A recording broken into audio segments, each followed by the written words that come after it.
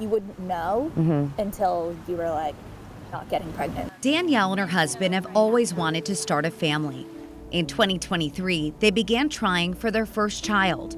But after a year and finding few options in Arkansas, they turned to a fertility specialist in Texas for help. I quit my job here and started traveling the 10 hours round trip to Dallas to do fertility treatments. Not long after, Danielle found out she was pregnant. This was the 12-week ultrasound of our baby. You can see a little profile. It felt great, we were like, it had paid off, and we were super excited to finally be having a baby after, a couple years of trying. But that joy quickly faded when a routine scan at 18 weeks revealed the baby did not have fluid, kidneys, or a stomach.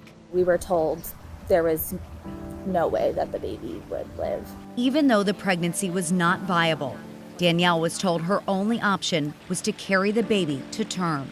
Since there was still a heartbeat, under Arkansas law, she was not legally able to have an abortion in the state. They told us that what would basically happen is that I could get scanned every 2 to 3 weeks to see the baby and see if the baby had a heartbeat or anything like that, but there was nothing else that they could do for me. That's when Danielle and her husband made the difficult decision to end the pregnancy on their own terms.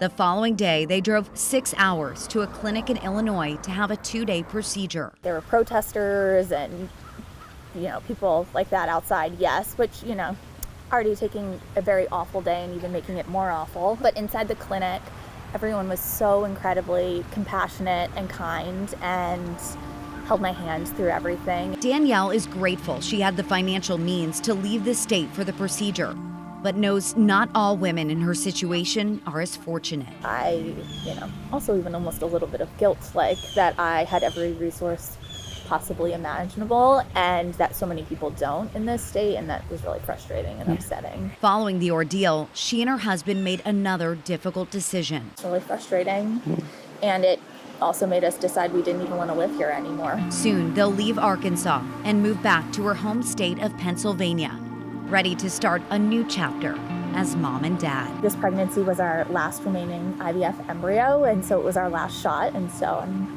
feeling super, super grateful that it worked out and that we'll have a baby girl in the spring. In her new state, Danielle plans to continue to advocate for women's rights as she did in Arkansas, choosing to share her story now in the hopes that one day women will be able to make the decisions they need for their own families without the law involved.